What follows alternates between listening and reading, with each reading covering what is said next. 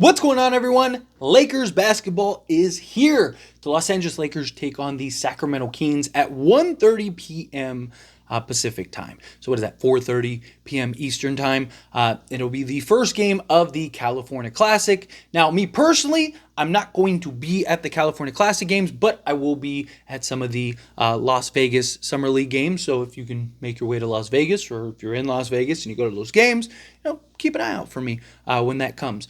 But I'm excited, right? Finally, we get a look at the Summer League team, Summer League roster, but particularly several players that I'm very excited about that I want to kind of go over, touch on. And of course, I want to hear your thoughts and opinions, so let me know down in the comments below. Also, make sure to like the video, subscribe to the channel.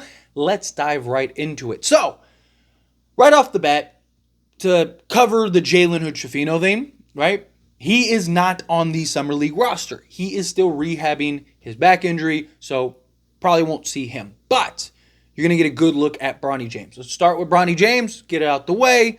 Whether you love him, hate him, however you feel, I'm excited to see what he does, right? Particularly the spots of his game that are supposed to be ready, right? The defense, the IQ, the athleticism, the hustle, right? I want to see those things. Even the shooting to an extent. Right? I'm not expecting him to be perfect. And I know that every little, if he turns the ball over, oh, Bronny's trash. He's just like his dad. Can't take care of the basketball. If Bronny gets, crossed over, defense sucks. Dude is garbage. Right? You know how this is going to go, unfortunately. But as somebody that's sane, and as somebody that is actually, excited for our players and rooting for our players, whether he's the son of LeBron or not, I want him to be successful. I want to see the pros and cons of him on the basketball court. Also, it's Summer League. Also, it's the first game of Summer League. I'm sure everybody's going to have their struggles. I'm sure everybody's going to kind of have their moments. And I'm sure there's going to be a couple guys that are real standouts that you're like, that guy looked amazing. You got to keep in mind, it's the first game of Summer League, right? They have several games. They have back-to-back games against Sacramento and then against the Golden State Warriors. So we jam-packed with some actual games. Excited for that. But point being, right, Bronny James, I want to see the athleticism. I want to see the defense. I want to see the hustle. I want to see the grit. I want to see the things that he was known for coming in. People also forget, Bronny James was a 5-star prospect and was projected to go in the top 17 at worst before the cardiac arrest at USC. Like, people act like he's just been this trash bum that was like a 1-star recruit and should have been in community college. Like, no, he was very good. Now, he's not Bryce. Like, Bryce, the younger son, he's the one that looks like, watch out. Like, he's the guy that could end up being like special. But Bronny, he was a guy that looked very good, right? He was a guy that was looked at as like, oh, he could be a, top first round pick. Not maybe top 5, not top 10, but again, he was projected in that like 15 to 17 range. But I'm excited to see him. But moving on from Bronny James, Colin Castleton. He's the guy that he said himself on Lakers Nation. He's been working on his three-point shot, been working on his overall skills. He seems primed and ready to take the leap. Take the jump. The Lakers, right? Everyone wants a center.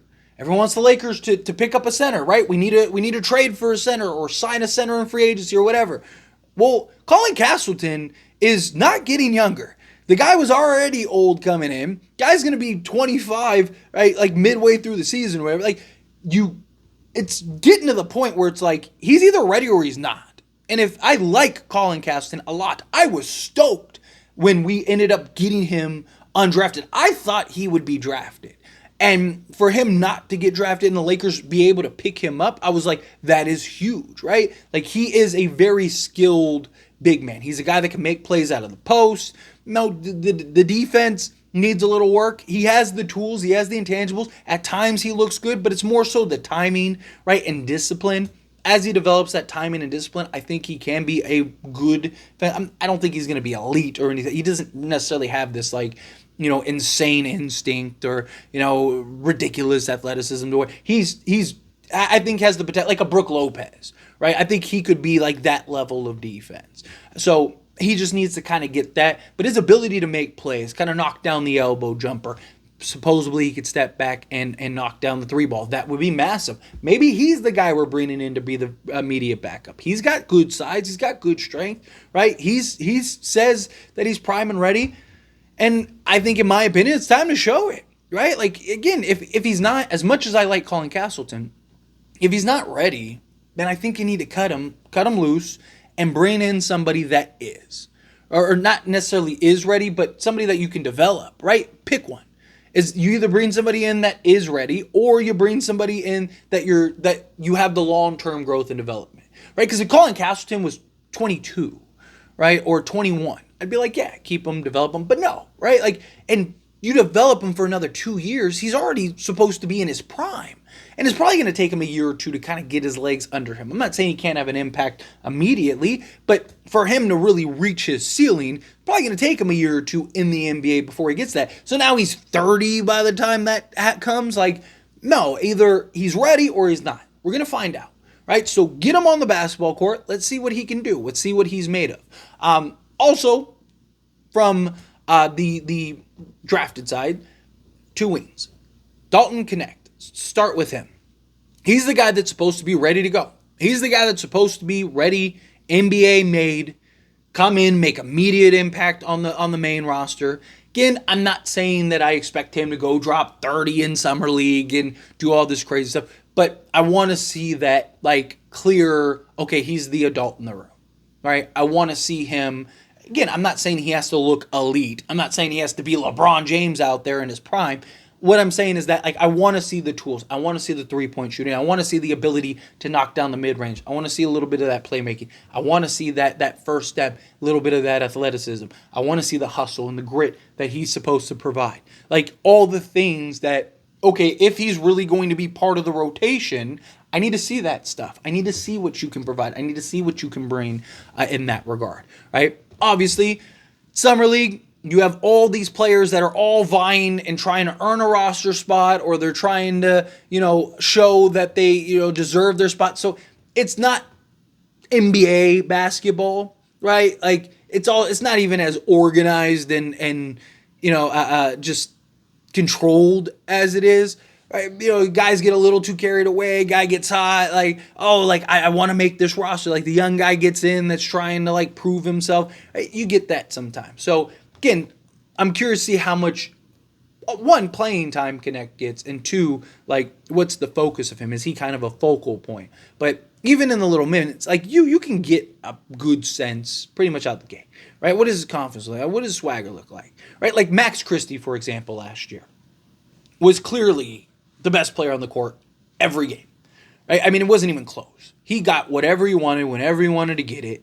He was dominant. Right, if he didn't go and he got a little injured, right, so he ended up sitting out towards the end, he might have won the MVP of the thing, right? He was looking fantastic, right? He looked like a guy that was like, he was just better than everybody, right? So, not saying I need Knecht to be just far and away better than everybody, because there are going to be some really good talent in this summer league. Some of these teams run guys that have been in the league 2-3 years, but I need to see at least that, like, okay, he belongs in the pros, not in this. Like, this is too easy for him, right? That's what I kind of want to see. Maxwell Lewis, right? Really am excited to see what kind of leaps and strides did Maxwell Lewis take. He was the guy that I wanted, right? So the Lakers drafted Jalen Hood-Schifino with 17. I made videos about Maxwell Lewis, and that I thought the Lakers should draft him at 17, because that's what he was projected to go in the first round.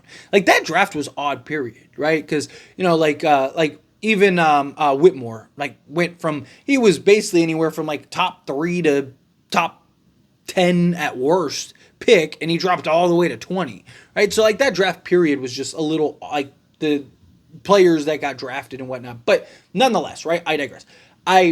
I want to see, like, you saw Max Christie from year 1 to year 2.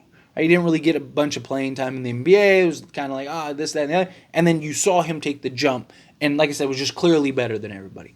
Again, I don't know how much of an actual kind of focal point role he's going to play? Is he going to kind of just be another piece out there, or are they going to kind of run through him? Because he is the guy with a little more experience. Do they kind of run through Maxwell Lewis, Colin, Castleton type thing, right? And they're the two kind of main guys because they're the guys that have kind of been there, done that. It's a very real possibility. But I want to see, again, those strides from year one to year two. Year one, you saw a little bit. You were like, oh, okay, I can see he's got the athleticism, can knock down the corner three, right? Get it done on the defensive side, but he's very raw. I want to see that more refined, right? I want to see that be a little more controlled. And I think that would go a long way. Then our two-way guys, right? So Armel, blanking on his last name.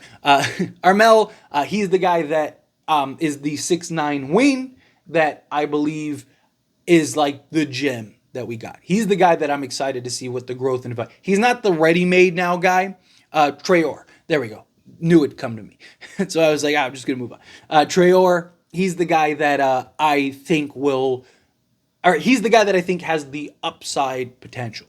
No, he's got good size, good length. He's got like a 7'2" wingspan or something crazy like that, right? He's the guy that I look at and go, man, he could be something great. A legit two-way guy that can make plays, do a little bit of everything. Kind of sticks with the French theme that was this year's draft. Traore, I think, is a guy that I'm very excited for.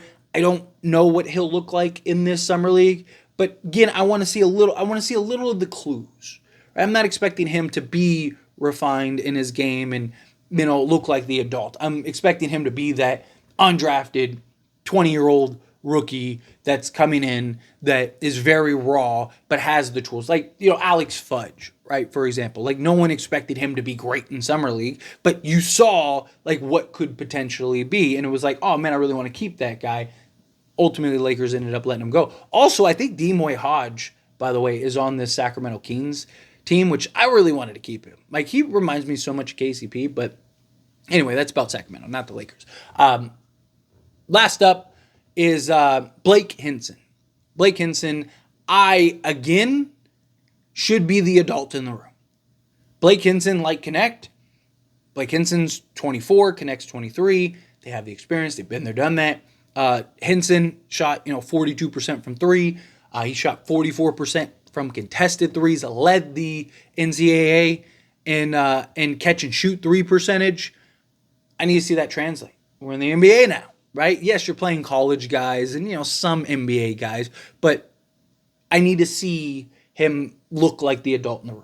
I need to see him be able to get his own shot. I need to see him be able to knock down the three ball. I need to see him be able to defend. I need to see him be able to use his physical traits and that kind of, bulldozer type, wrecking ball type, just player that he's supposed to be.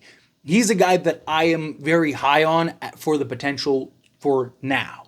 Now he signed a two-year, two-way deal.